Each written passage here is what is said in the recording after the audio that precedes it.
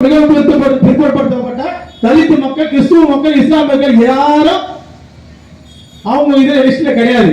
அவாக்கள் மட்டும்தான் RSS கொள்கையில உள்ள அவாக்கள் மட்டும்தான் அவங்களோட இந்து மக்கள். நம்ம தலித் இந்துக்களை கூட அவங்க இந்துக்கள் ஏத்துக்கிறது இல்ல. யாரு? ஒரு எச் ராஜான்னு சொல்லிட்டு ஒரு எச் ராஜா இருந்தார் தெரியுங்களா? இப்ப மருத்துவமனையில படுத்துக்கிறாரு.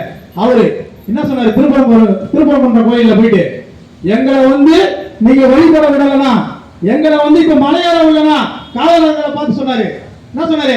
உன் குடும்பமே நாசமா போயிடும், நீ நாசமா போயிடுவ, ஏசி நீ நாசமா போயிடுவ, டிசி நீ நாசமா போயிடுவ, இன்ஸ்பெக்டர் நீ ஐடி கூட உன் குடும்பம் ஆயிடுறாரு. கட்சியில் அவர் வச்சிட்டு பார்த்துக்கிறாரு.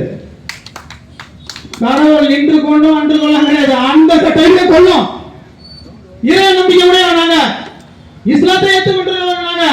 ஆனா என்னைக்கு மத அரசியல பேச மாட்டோம். நாங்க அண்ணன் தம்பியா, மாமன் மச்சானா எல்லாரும் அன்பா உறவா படுவோம். எங்க தலைவர் தான் எங்களுக்கு சொல்லி கொடுத்தாரு. அந்த வழியா தான் நாங்க இருக்கிறோம். ஆனா நீ உன் மத அரசியல் எங்க? இங்க தமிழ்நாட்டில் பார்த்தாங்க, எப்படியாவது கால் ஊனிடணும். என்ன பண்ணலாம்? மெகா கூட்டணி எப்படி அமைஞ்சது? உங்களுக்கு எல்லாருக்கும் ஒரு நிமிடம் அதை பத்தி சொல்லிடுறேன். மெகா கூட்டணி எப்படி அமைஞ்சதுன்னு. அங்க மெகா கூட்டணிலாம் ஒண்ணும் கிடையாது. ஏற்கனவே நாடாளுமன்ற தேர்தலையும் சட்டமன்ற தேர்தலையும் ஏற்கனவே இந்த கட்சி பிரிஞ்சிருந்தாங்க. எதுக்கு பிரிஞ்சிருந்தாங்க?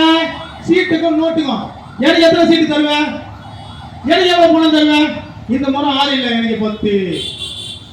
இந்த முறை நாங்க 16 சீட்ல நிற்போம், நாங்க 26 சீட்ல நிற்போம். எனக்கு ஒருத்தர் உங்களுக்கே தெரியும், இப்போ ஒரு புதிய கட்சி ஒன்று உருவாயிருக்கு. நம்ம அதிமுக பத்தி பேசுறோம், பிஜேபி பத்தி பேசுறோம், எல்லா கட்சியும் நம்ம பத்தி பேசுறோம். ஏன்னா அவங்களுக்கு நம்மளுக்கு கொள்கை முரண்பாடு இருக்கு. பிஜேபிக்கு நம்ம இருக்கோம், எந்த காலத்தையும் ஒத்து போகாது. ஆனா இந்த மண்ணுக்காக, மக்களுக்காக ஒரு துரும்ப கூட எடுத்து போடாத இந்த விஜய், இவருக்கு பின்னாடி ஒரு கூட்டம். நாளைக்கு நான் தான் ஆட்சியில் அமருவேன், நாளைக்கு நான் தான் முதலமைச்சர், என்ன பார்த்து நீ பேசுற, என்ன பார்த்து கை நீட்டி நீ பேசுற, உன்னை பார்த்து தான் பேசுவோம், வேற யாரை பத்தி பேசுவோம்? அதிமுக பத்தியா? இந்த நாட்டில் சுதந்திரத்திற்காக போராடிய கட்சி ஆரம்ப காலத்தில் காங்கிரஸ். ஏன்னா ஆரம்ப காலத்துல சொல்றேன்னா அதுக்கு ஒரு காரணம் இருக்கு.